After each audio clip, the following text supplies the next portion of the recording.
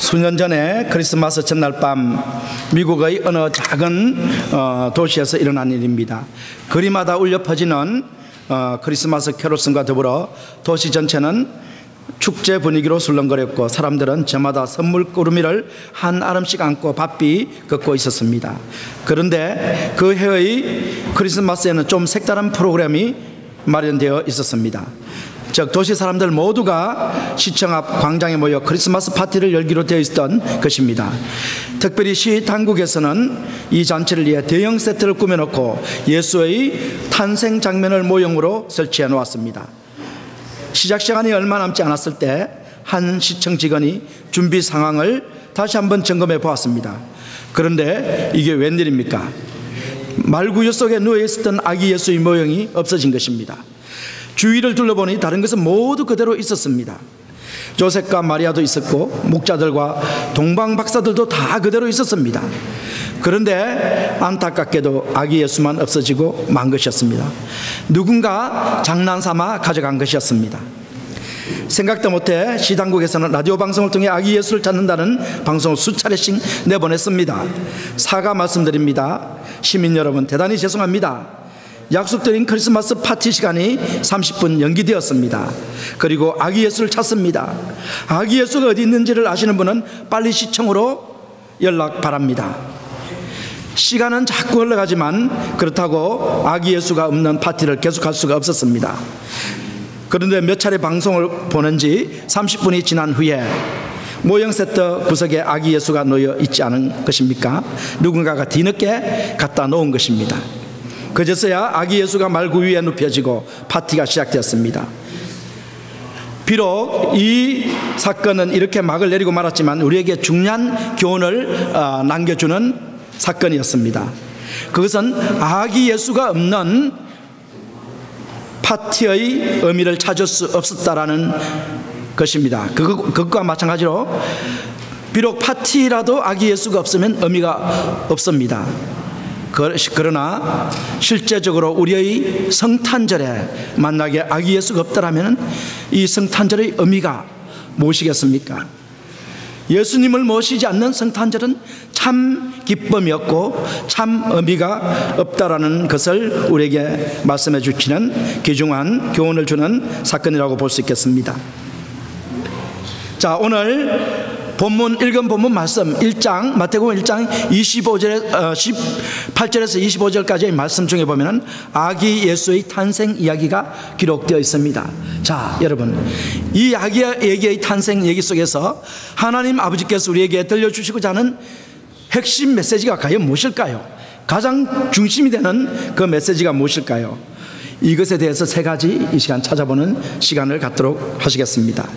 자, 첫 번째의 메시지가 무엇입니까? 자, 다 같이 한번 읽어봐 주실까요? 다 같이 시작. 예수 그리스도는 동정녀에게서 성령으로 말미암아 태어난 하나님의 아들입니다. 자, 여기에 보면 중요한 말씀이 다 들어있죠. 누구에게 태어났습니까? 동정녀. 이름부터 말씀하면 예수님의 이름이 무엇입니까? 예수 그리스도라는 사실을 여러분 기억하셔야 돼요. 예수 그리스도입니다. 예수 그리스도는 동정녀에게서 나셨는데 무엇을 통해서 나셨습니까? 성령으로 말미암아, 성령을 통해서, 성령에 의해서 나셨다라는 말씀입니다. 성령에 의해서 태어난, 그리고 마지막으로 중요한 말씀이 무엇인가요? 하나님의 아들, 하나님의 아들이십니다. 이 말씀이 아주 중요하죠. 그래서 예수 그리스도는 동정녀에게서 성령으로 말미암아 태어난 하나님의 아들이라는 이 메시지를 우리는 분명히 마음속에 새기셔야 하는 것입니다. 마태복음 1장 18절에서 20절을 다 같이 한번 읽어보시겠습니다. 시작. 예수 그리스도의 나심은 이러하니라. 그 모친 마리아가 요셉과 정혼하고 동거하기 전에 성령으로 잉태된 것이 나타났더니 그 남편 요셉은 의로운 사람이라 저를 드러내지 아니하고 가만히 끊고자 하여 이 일을 생각할 때에 주의 사자가 현몽하여 가로되 다윗의 자손 요셉아, 내 아내 마리아 데려오기를 무수하지 말라. 저에게 잉태된 자는 성령으로 된 것이니라. 참 놀라운 말씀을 하나님께서 마태를 통해서 기록하게 하셨습니다. 자, 이 말씀 중에 제일 먼저 나오는 말씀이 뭐냐면은 예수 그리스도의 나심은 이러하니라 라는 마태의 언급입니다. 참 이 예수 그리스도가 나신 이 사건은 어떻게 되어서 이렇게 일어날 수 있었는가 라는 말씀인데, 이 말씀 속에는 예수 그리스도의 탄생의 신비가 들어있습니다. 탄생의 신비. 실제 보통 사람, 우리와 같은 사람들, 이 세상에 지금까지 있었던 수많은 사람들이 태어났지만은 그 태어난 것과는 전혀 다른 신비로운 탄생 이야기라는 것입니다. 오직 하나밖에 없는 유일무이한 탄생 이야기를 마태가 지금 하겠다라는 것입니다. 얼마나 놀라운 사실인지 몰랍니다. 예수 그리스도, 이 세상에는 선지자들도 있었고, 그 다음에 최초 인간인 아담과 화도 있었고, 또 수많은 왕들도 있었습니다. 그러나 그 사람들의 탄생 얘기하고는 전혀 다른 탄생 이야기를 하나 들려주겠다라는 것이 마태의 기록이었습니다. 자, 제일 먼저 우리가 생각해 볼 수 있는 것은 예수님의 어머니 마리아가 요셉과 정혼을 했다라는 것입니다. 정혼은 뭐냐면은 우리말로 하면 약혼이라는 이런 의미도 될 수가 있는데, 약혼보다는 더 의미가 강한 의미입니다. 약혼보다 더 강한 구성력이 있는 것이 바로 정혼인데, 이 기간 동안에 정혼한 남자가 죽으면 여자는 가부가 됩니다. 또한 정혼한 사람이 간음한 이유 없이는 이 정혼을 파기할 수 없습니다. 이 기간, 정혼 기간은 1년이고 1년이 지나면 정혼한 남자가 정혼한 여자를 자기 집에 데리고 와서 동거하게 됩니다. 이것을 결혼이라고 부릅니다. 따라서 정혼한 상태에 있는 남자와 여자는 남편과 아내의 법적 구속력을 갖습니다. 그래서 정혼했다는 것은 남편과 아내 사이가 된 것입니다. 단지 동거 생활을 하지 않는 남편과 아내의 법적 구속력을 갖는 관계라는 것이죠. 따라서 19절에서 정혼한 마리아와 요셉에 대해서 천사가 말하기를 내 아내 마리아 데려오기를 무서워하지 말라, 바로 내 아내라고 말을 하고 있습니다. 그리고 마리아의 남편 요셉이라고 기록을 하고 있습니다. 정혼한 상태지만은 아내이고 남편인 관계였던 사람이 마리아와 요셉이었다는 것입니다. 자, 이와 같이 정혼한 상태에서 동거하기 전에, 같이 살기 전에 아기가 생겼다는 것이죠. 아기가 생겼어요. 참 놀라운 사실이죠. 이 사실을 알게 된 요셉은 너무나 큰 충격을 받았습니다. 요셉은 유대인의 법에 따르면 아기를 갖게 된 이 자기의 아내인 마리아를 공개적으로 돌에 맞아 죽게 만들 수도 있습니다. 그러나 이 요셉은 의로운 사람이라고 하나님께서 말씀하셨습니다. 공개적으로 이 요셉이 자기 아내를 수치를 안겨주고 돌에 맞아 죽게 하는 것을 원치 않았습니다. 그래서 그는 자신의 아내로 맞아들일 수는 없었습니다. 아이를 가졌기 때문에. 그래서 그는 조용히 끊고자 했다고 합니다. 그래서 19절 20절에 보면 그 남편 요셉은 어려운 사람이라 저를 드러내지 아니하고 가만히 끊고자 하여 이 일을 생각할 때에 참 얼마나 괴롭겠습니까? 요셉은 너무나 괴로운 이런 마음을 가지고 이 일을 어떻게 하면 좋을까 라고 참 고민 중에 있었습니다. 이런 큰 충격 속에서 자신의 아내는 자기를 배반한 사람이라고 생각하고서 그냥 넘어갈 수는 없었습니다. 그래서 헤어지려고 이렇게 마음을 먹고, 용서는 했지만 헤어지려고 마음을 먹고 있는 그때에 요셉에게 꿈에 천사 가브리엘이 나타나는 거예요. 천사 가브리엘이 나타나가지고 놀란 사실을 알려줍니다. 자신의 아내가 잉태한 것은 성령으로 말미암아 되었다라는 것입니다. 성령께서 처녀인 자신의 아내 마리아에게 잉태하도록 만드셨다라는 것입니다. 1절의 말씀입니다. 이 일을 생각할 때에 주의 사자가 현명하여 가로되 다윗의 자손 요셉아 내 아내 마리아 데려오기를 무서워 말라, 저에게 잉태된 자는 성령으로 된 것이라. 자, 이제 이 말씀을 들었을 때 이 요셉은 지금까지는 가장 이 세상에서 불행한 사람이었습니다. 참 자기 아내가 아기를 갖게 됐으니까 얼마나 불행합니까? 그런데 이 말씀을 듣는 순간에 요셉은 가장 행복한 사람으로 바뀌었다는 것입니다.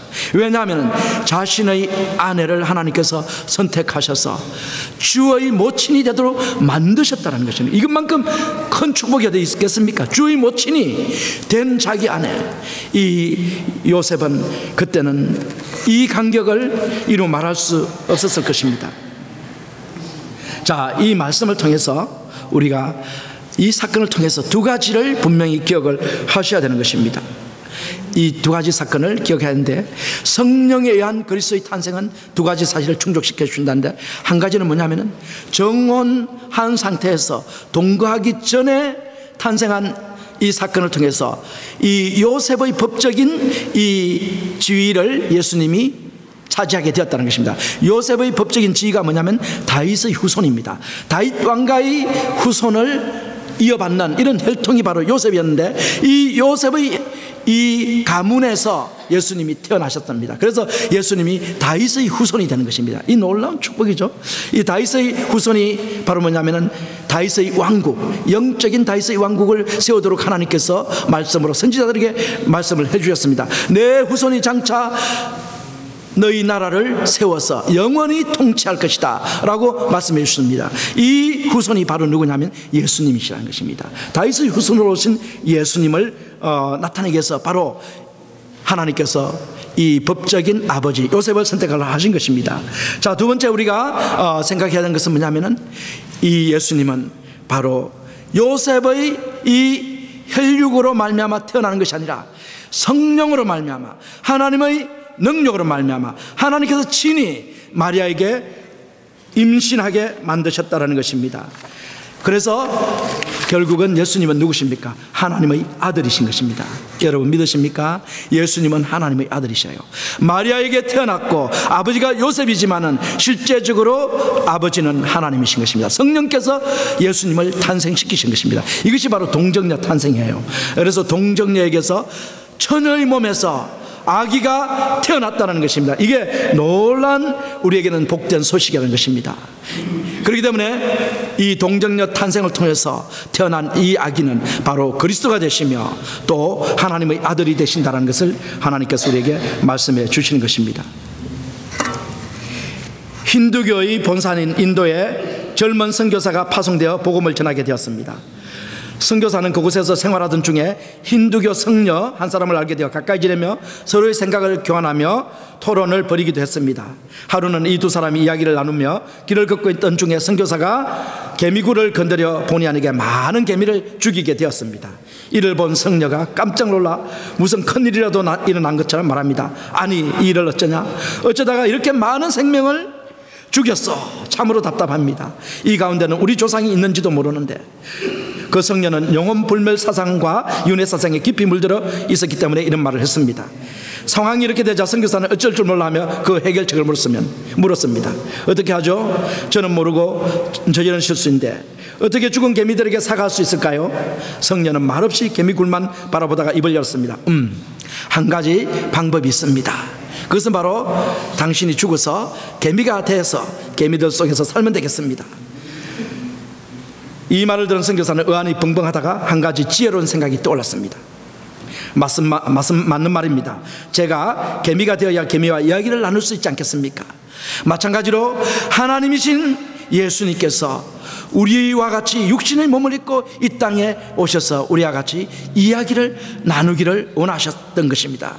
예수님이 하나님이 아들이시면 육신을 입고 오신 이유는 바로 우리의 죄를 알려주시고 우리에게 하나님이 계시다라는 것을 알려주시기 위해서 육신의 몸을 입고 오신 것입니다. 성령님 하고 이렇게 전도를 했다고 합니다. 맞습니다.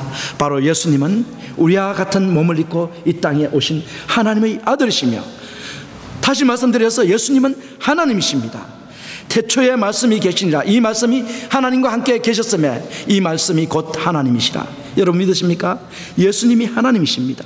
예수님이 하나님이신 예수님이 친히 우리를 구원하시기 위해서 만세전에 계획을 세우시고 하나님이 친히 이 땅에 육신을 입고 오셔서 하나님이 친히 십자가에 못 박혀 죽으시고 하나님이 친히 부활하셔서 믿는 자들을 친히 구원하신 이 사건이 바로 예수 그리스도의 구속 사건이요, 예수 그리스도의 십자가 보혈의 사건이요, 예수님의 부활의 사건이 되는 것입니다. 하나님이 모든 것을 이루셨고 모든 것을 성취하셨고 장차 이 땅에 가져올 천국도 하나님인 예수 그리스도를 통해서 이 땅에 천국을 가져온다는 걸 여러분 반드시 믿으시기 바랍니다. 하나님이 하신 일입니다.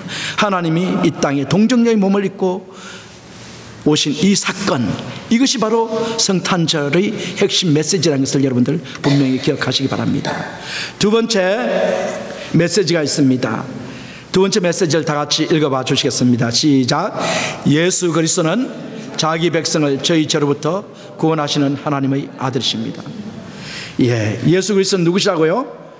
자기 백성을 저희 죄로부터, 자기들의 죄라는 얘기죠. 자기들의 죄로부터 구원하시는 하나님의 아들이십니다. 마태복음 1장 21절의 말씀입니다. 다 같이 읽어보시겠습니다.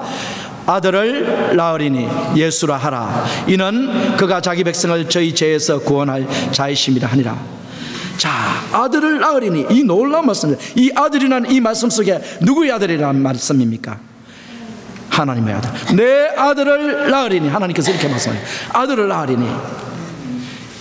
예수님께서 요단강에서 침례를 받으시고 요단강 물속에서 이로 나오셨습니다. 그때 하늘이 열리고 하늘에서 소리 나기를 뭐라 합니까? 이는 내 사랑하는 아들이요, 이는 내 사랑하는 아들이요, 너희는 그의 말을 들을지어다. 이렇게 말씀하시는 하나님의 음성이 하늘에서 들리셨습니다. 바로 누구냐면 이 아들은 하나님의 아들이신 것입니다. 이 아들을 주님께서 태어나게 하셨는데 그 아들을 통해서, 아들을 믿는 자마다 그 백성들의 죄를 다 용서해 주시고 그들을 구원해 주시기 위한 하나님의 뜻으로 말미암아 예수님이 이 땅에 태어나셨다라는 것을 주님께서 말씀하시는 것입니다. 여러분, 이 세상에서 가장 무서운 것이 무엇인 줄 아십니까? 가장 무서운 것이 무엇입니까? 무엇이 가장 무섭겠습니까? 그것은 바로 죄입니다. 죄. 헬라어로는 죄는 하마로티아입니다. 이것은 원래의 뜻은 관역에서 화살이 빗나갔다 이런 뜻인데, 이 화살이 뭐냐 하면은 우리의 생각과 우리의 행동입니다. 우리의 생각과 행동이, 관역이 뭐냐 하면은 하나님의 말씀입니다. 하나님의 뜻입니다. 우리의 생각과 행동이 하나님의 뜻과 맞지 않는 것입니다. 빗나가 버린 것입니다. 이것이 바로 죄입니다. 죄. 이 죄, 이것이 이 세상에서 가장 무서운 것이라는 것을 여러분들 기억하셔야 되는 것입니다. 하나님께서 에덴 동산을 만드시고 그곳에 최초의 사람 아담과 하와를 지으셨습니다. 하나님의 대적자요 성도를 넘어뜨리려고 하나님과 멀어지게 하는 존재인 사단이 에덴 동산에 있는 하와를 찾아와 하나님의 말씀에 불순종하도록 유혹을 했습니다. 그 유혹을 받은 하와가 그의 남편 아담을 깨어가지고 또다시 하나님께 불순종하게 만드는 이런 일을 저질렀습니다. 이 죄로 인하여 아담과 하와는 에덴 동산에서 쫓겨났습니다. 하나님으로부터 분리되어 하나님을 뵐 수 없게 되었습니다. 그들은 죄의 삭스로 죽임을 당하게 되었습니다. 로마서 6장 23절 말씀, 죄의 삭은 사망이요라는 말씀처럼 말입니다. 여러분, 죄의 삭은 사망입니다. 이 사망은 지옥 불못에 던져지는 심판을 뜻합니다. 히브리서 9장 27절의 말씀입니다. 한 번 죽는 것은 사람에게 정하신 것이요 그 다음에는 심판이 있으리니. 그리고 모세가 시편 70편에 보면 사람이 강건하면 80이요 보통이면 70이라고 말했습니다. 누구든지 한 번 죽는 것은 정하신 것인데 그 위에는 반드시 심판이 있다는 것입니다. 그런데 그 심판은 영원히 꺼지지 않는 지옥 불못 속에 던져지는 영벌을 받는 심판이라는 것입니다. 요한계시록 20장 14절 15절의 말씀입니다. 사망과 무도 불못에 던지우리니 이것은 둘째 사망 곧 불못이라. 누구든지 생명책에 기록되지 못한 자는 불못에 던지우더라. 사랑하는 성도 여러분, 한번 깊이 생각해 보시기 바랍니다. 이 세상에서 가장 불행한 사람은 누구일까요? 이 70, 80 동안에 살면서 많은 괴로움과 고통을 당하며 살고 있는 사람이 불행한 사람일까요? 아니면은 영원한 그곳에서 지옥의 형벌 속에서 영원한 고통을 당하는 사람이 불행한 것일까요? 누가 과연 불행한 사람입니까? 이 세상에 수많은 고통을 당하고 산다 하더라도 영벌을 받지 않고 영생을 누리며 천국에 사는 사람이 가장 행복한 사람이요, 이 세상에서 참 떵떵거리면서 참 가장 모든 권력과 모든 부와 모든 명예와 모든 지식과 모든 것을 다 가지고 있다 하더라도 영벌에 처해지는 사람은 가장 불행한 사람이라는 것을 여러분 기억하셔야 돼요. 우리는 이 세상 살면서 우리 가치관이 좀 달라요. 우리는 세상적인 가치관을 가지고 있어서 어떤 가치를 갖냐면은 이 세상에서 잘 되고 복받고 하는 것이 가장 행복한 사람이요, 저 세상은 일단 생각을 하지 않죠.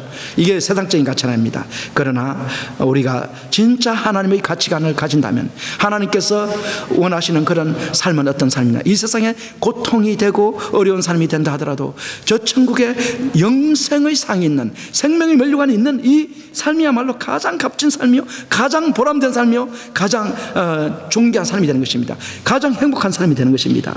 이걸 우리가 분명히 기억을 하셔야 돼요. 우리의 삶 속에 가치관을 분명하게 정해야 되는 것입니다.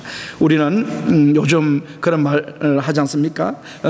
기독교의 위기다.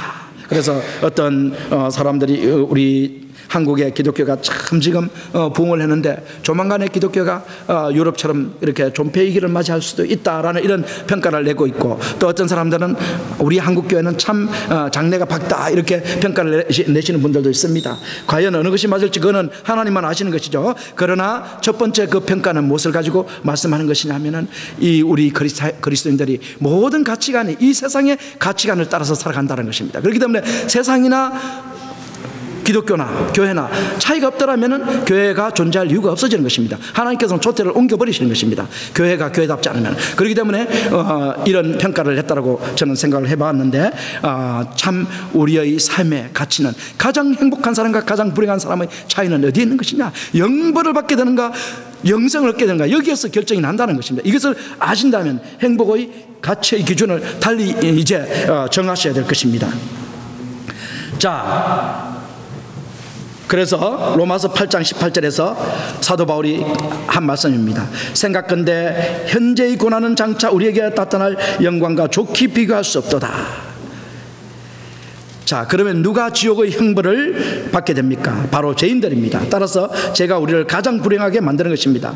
이러한 죄로부터 우리를 구원하시기 위해서 오신 분이 예수님입니다. 마태복음 1장 21절에서 아들을 낳으리니 이름을 예수라 하라. 이는 그가 자기 백성을 저희 죄에서 구원할 자이심이라 하니라.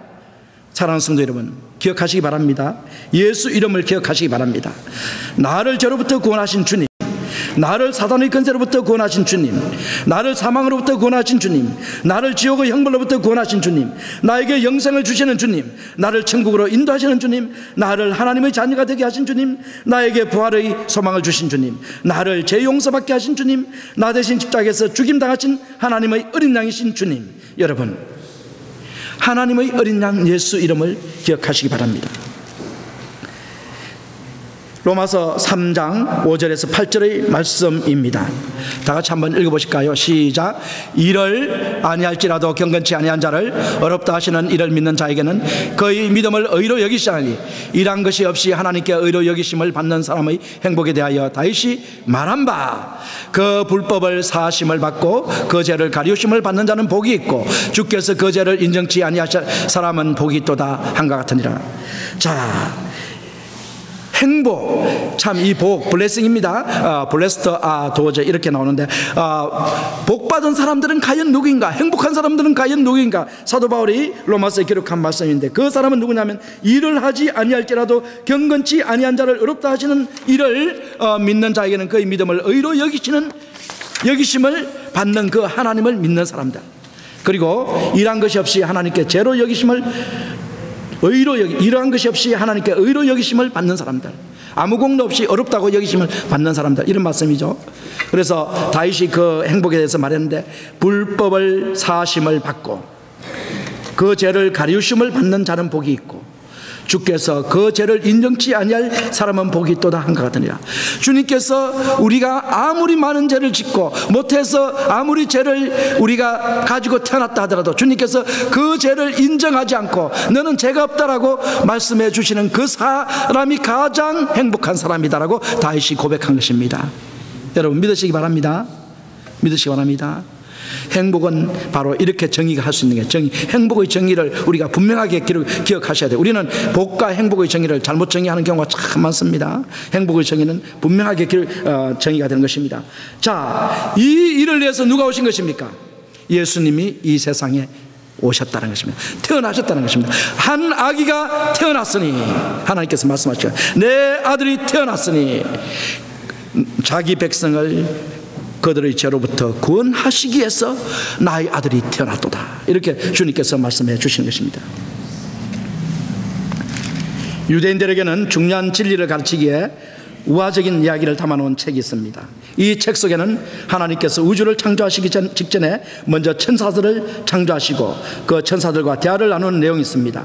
하나님께서 첫 번째 천사인 의의 천사라는 이름을 가진 천사를 불러 이렇게 말씀하십니다. 의의 천사에게 말씀하십니다. 내가 세상을 창조하고 이 세상에서 가장 업됨되는 피조물로 인간을 창조하려고 하는데 어떻게 생각하느냐? 의의 천사가 대답을 했습니다. 하나님, 인간을 창조하지 마십시오. 그 인간들은 온갖 불의로 이 세상을 더럽힐 것입니다.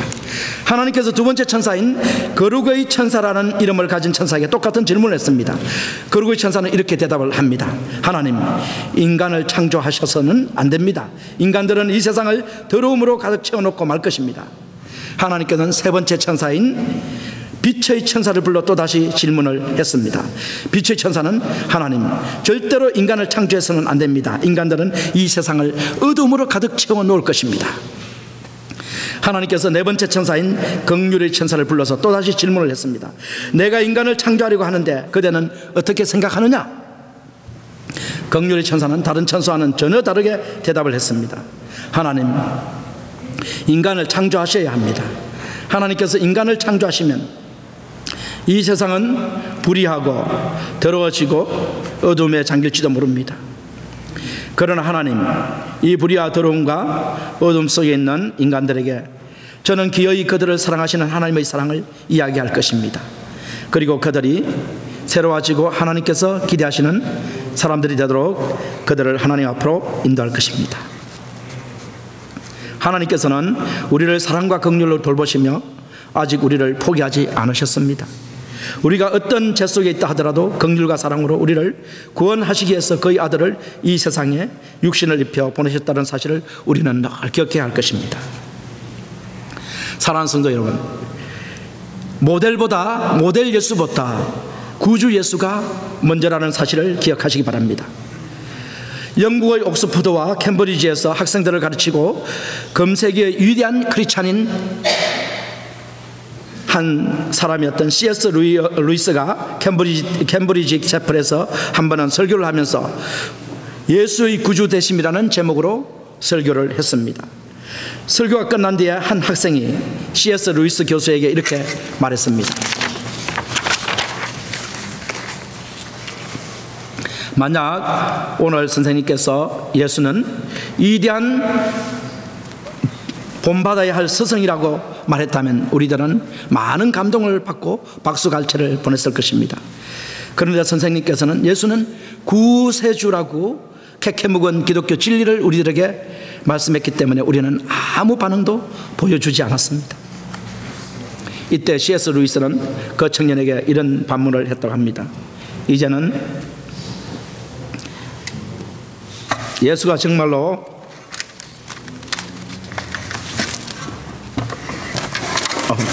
죄송합니다.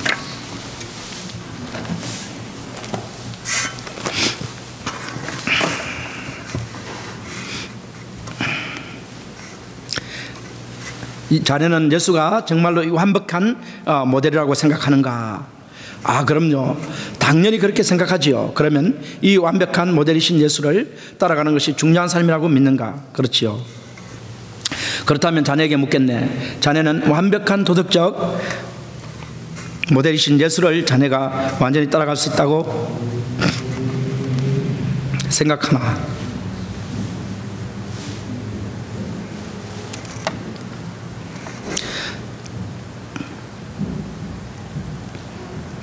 청년은 한참 생각하다가 대답했습니다.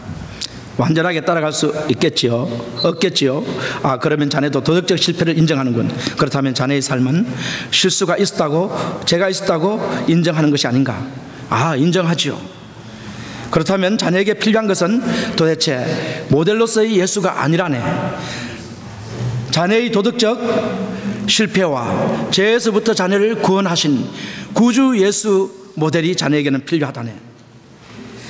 죄인에게는 모델이 문제가 아니라 구세주 예수가 먼저라네 라면서 말을 했습니다. 그런 다음에 자네에게 도덕적 모델은 그 다음이라네 라고 말을 했다는 것입니다. 우리는 도덕적 모델보다 구주 예수를 더 먼저 찾아야 되는 것입니다. 두 번째 성탄절의 메시지가 무엇이냐면은 바로 죄로부터 우리를 구원하시기 위해서 오신 하나님의 아들이 바로 예수 그리스도였다라는 사실을 우리에게 하나님께서 말씀해 주셨습니다. 자, 세 번째 예수 탄생 얘기 속에 담겨 있는 메시지가 무엇인지 살펴보겠습니다. 예수 그리스도는 자기 백성과 함께 하시는 하나님의 아들이십니다. 본문 22절 23절을 다 같이 읽어보시겠습니다. 다 같이 시작. 이 모든 일의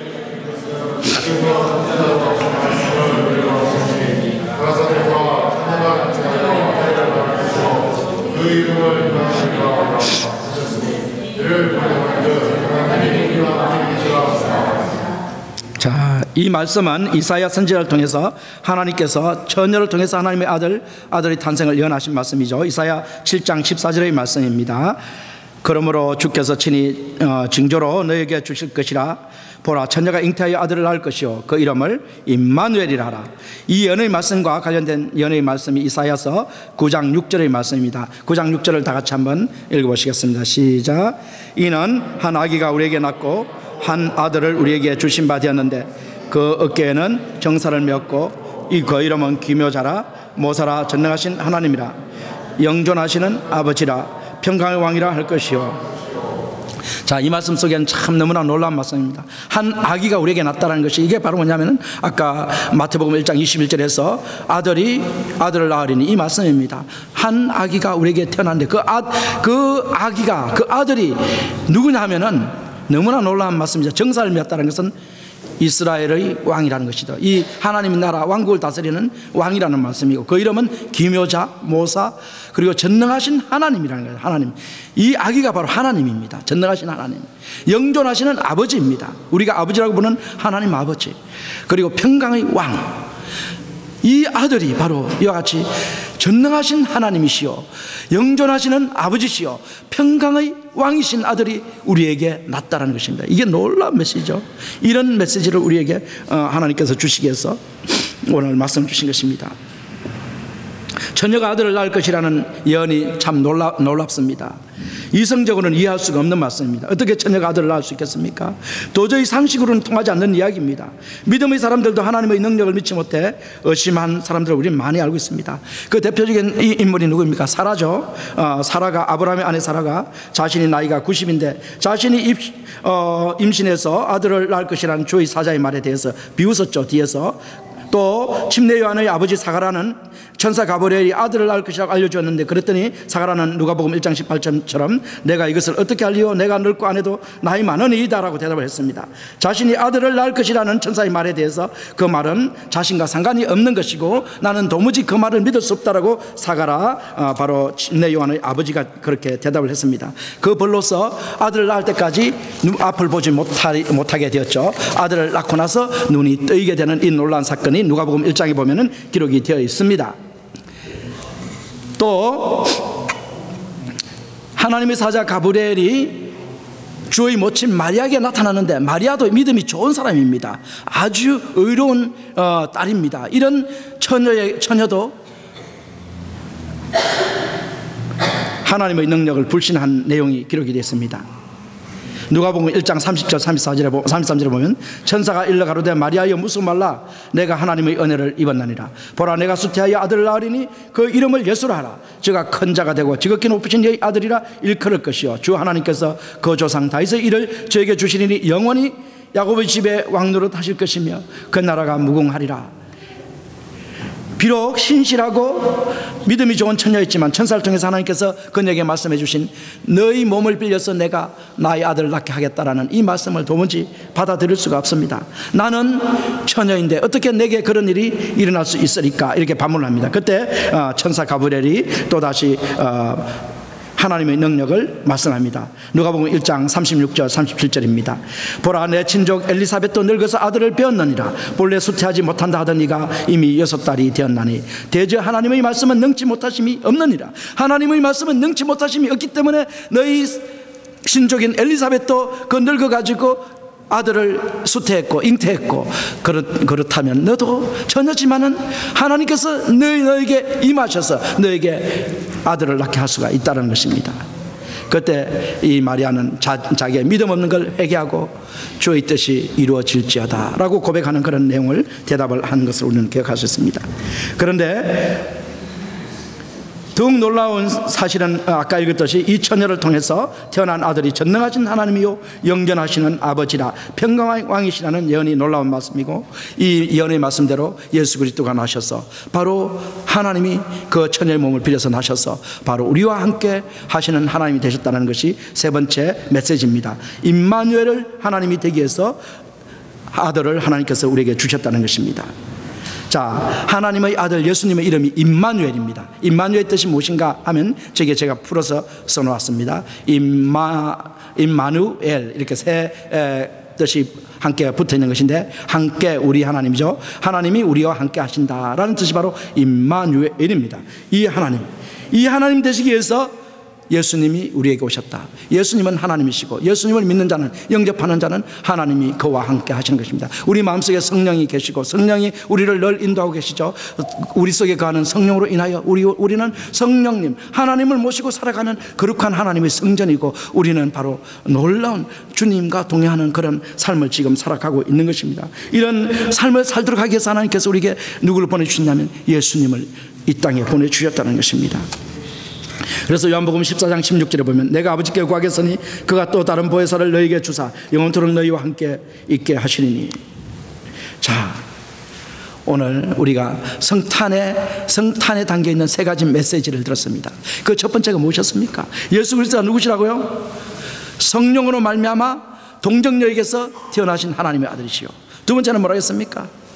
예수 그리스도는 자기 백성을 그들의 죄로부터 구원하실 하나님의 아들이십니다. 세 번째 메시지는 뭐라고요?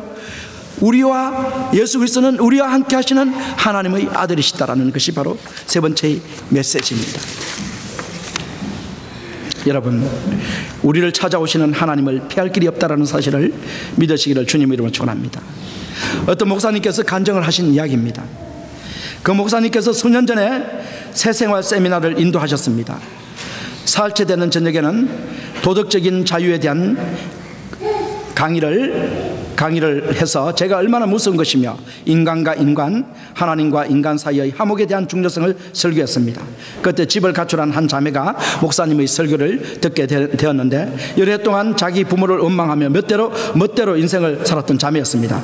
그런 인생을 살았던 자매에게 인간 사이의 화목이 얼마나 중요하다라는 목사님의 설교는 그녀의 마음을 찔렀습니다. 그 후 그녀는 하나님께 기도하려고 해도 기도가 나오지 않았고 자기의 제약된 생활을 회개할 용기조차 없게 되었습니다. 더욱이 집으로 돌아가서 부모와 화목할 마음도 전혀 없었습니다. 고민하다가 교회 출석을 중단했습니다. 그래도 양심에 찔렸기 때문에 다른 교회에 출석하기로 했었는데, 그 목사님이 그 교회에 나타나 우연히도 똑같은 도덕적 자유라는 제목으로 설교를 했던 것입니다. 제발 그 내용만은 설교하지 않기를 바랬던 그 자매는 그 설교를 듣고 또다시 듣게 되었습니다. 그래서 더욱 괴로워하셔서 다시 교회를 출석하지 않고 방황하기 시작했습니다. 그렇게 방황하던 중에 그녀의 친구가 불광동 수양관에서 열리는 젊은이들을 위한 수양회에 초대해서 또다시 참석하게 되었습니다. 그런데 거기서 강사로 그 목사님을 또 만나게 되었습니다. 그 자매는 같은 설교를 들으며 마음에 찔림으로 번민하면서도 집회에는 끝까지 참석했습니다. 그러나 수양회에서 돌아와서는 끝까지 용기가 없어서 문제를 해결하지 못하고 계속 낙심 중에 세월을 보내고 있었습니다. 1년이 지난 후에 우연히 친구의 권유로 자매는 새생활 세미나에 참석하게 되었는데, 거기서 다시 그 목사님의 강의를 접하게 되었습니다. 제발 그 설교만은 하지 않기를 기대했지만 그녀는 또다시 그 말씀을 들을 수밖에 없었습니다. 결국 그녀는 더 이상 하나님의 말씀을 피할 수 없구나라는 결론에 도달하게 되었습니다. 마침내 그녀는 자기의 마음을 하나님 앞에 털어놓았습니다. 비로소 그녀는 하나님께 항복을 선언하고 자기의 인생을 완전히 맡긴 후에 그리스도의 보배로운 피로 씻음받았다라는 확신을 얻었습니다. 그리고 성령님께서 그 자매에게 집으로 돌아갈 수 있는 용기를 주셨습니다. 그녀는 오랜 세월 방황했던 부모를 찾아가 눈물로 용서를 빌었습니다. 그 후 그 집안이 모두 그리스도를 구주로 영접하는 놀라운 기적이 일어났습니다. 기쁨을 이기지 못한 자매가 그 목사님에게 기쁨을 전하는 전화를 해드렸습니다. 여러분, 우리 주 예수님은 어느 곳에 있든 우주를 뒤져서라도 우리를 찾아오셔서 거기는 바른 길이 아니란다. 바른 길은 여기 있는 길이 바로 바른 길이란다. 이리로 오너라. 그리고 이 길로 행하라 라고 말씀하시는 주님이시라는 사실을 여러분 기억하시기 바랍니다. 다 같이 기도하시겠습니다.